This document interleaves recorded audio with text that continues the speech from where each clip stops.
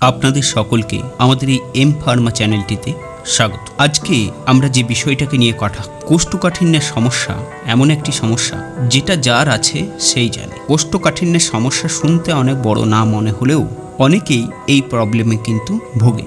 এখন এই কোষ্ঠকাঠিন্যের সমস্যার জন্য আমাদের কিছু পানীয় আছে, কিছু খাবার আছে যেগুলো খেলে আমরা এই কোষ্ঠকাঠিন্যের সমস্যাকে অনেকটাই দূর করতে পারি। দেখুন, কোষ্ঠকাঠিন্যের সমস্যা মানে হলো আপনার হজম শক্তির ব্যাঘাত ঘটা। ঠিকমতো ডাইজেশন যদি না হয় তাহলে গ্যাসের সমস্যা দেখা এবং এর ফলে পিঠে ব্যথা লাগা, ক্লান্ত লাগা, শরীর অনেক অসুস্থ বোধ করা, এই সমস্ত কিন্তু হয়।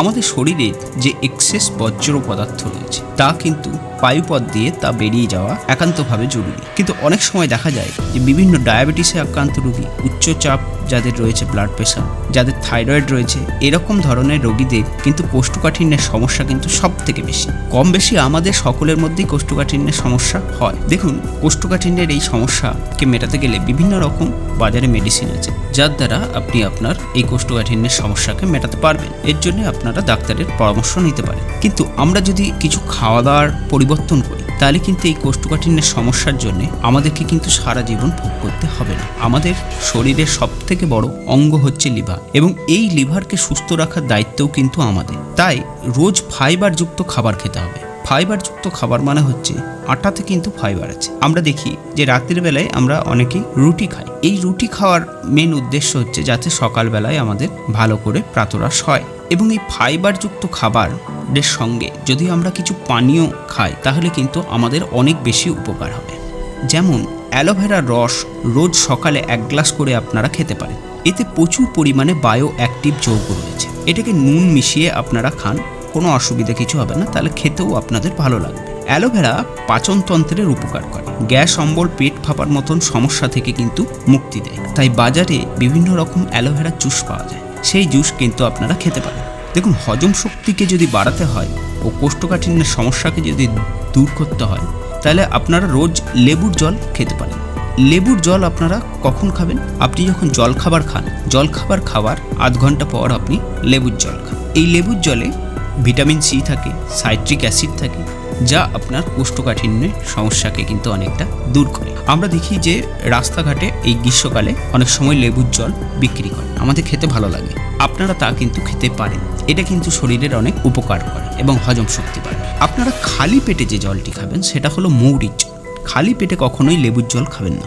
চা খেতে পারেন, কিন্তু লিকার, আমাদের সকালবেলায় উঠে চা খাওয়ার প্রবণতা সবার কিন্তু আছে। চায়ের সাথে কিন্তু কিছু অন্তত দিয়ে আপনি চাটা খাবেন, একেবারে খালি পেটে আপনি চা খাবেন না। আর চা খেলেও কিন্তু লিকার খাবেন, কারণ হচ্ছে আমাদের দুগ্ধ মিশ্রিত চা খাওয়ার প্রবণতা অনেক বেশি। দুধ হলো হাই প্রোটিন, হাই কার্বোহাইড্রেট যুক্ত যৌগ এবং এই দুধ কখনোই কিন্তু আপনি সকালবেলায় খালি পেটে খাবেন না। এতে গ্যাস্ট্রিক ফর্ম করার চান্সেস 99% থাকে। সেই জন্যে আমাদের গ্যাস, পথ হজমের সমস্যা কিন্তু লেগেই থাকে। তাই চা খান, কিন্তু লিকার খান। আপনারা আপেলের রস খেতে পারেন, এতে প্রচুর পরিমাণে fibre, vitamin C, potassium, copper, vitamin B থাকে। আপেলের রস আপনারা জল খাবারের পরে খেতে পারেন, দুপুরে খাওয়ার 1 ঘন্টা পরে খেতে পারেন। আপনারা এই সময়ের মধ্যে কিন্তু আপেলের রস খেতে পারেন এবং এটা আপনাকে অনেক উপকার দেবে।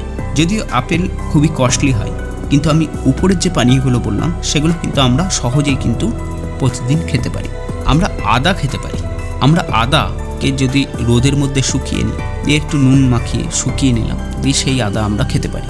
আদাকে কখনোই কিন্তু চিবিয়ে খাবেন না। মুখের মধ্যে আপনি ঘন্টার পর ঘন্টা রেখে দিন এবং তার রসটা গিলতে থাকুন। তারপরে কিন্তু সেই আদার ছিবড়েটাকে আপনি ফেলে দিন। যদি আমরা এই পানীয়গুলো ব্যবহার করি তাহলে আমাদেরকে খুব বেশি মেডিসিনের উপরে ভরসা করতে হবে না এবং আমরা কিন্তু সুস্থভাবে এই কোষ্ঠকাঠিন্য থেকে দূরে থাকতে পারবো। আপনার লিভারের যত্ন নেওয়া, আপনার শরীরের যত্ন নেওয়ার দায়িত্ব কিন্তু আপনার। তাহলে আমাদের সাথে যুক্ত হন, শেয়ার করবেন ভিডিওটিকে। সুস্থ থাকবেন, ভালো থাকবেন।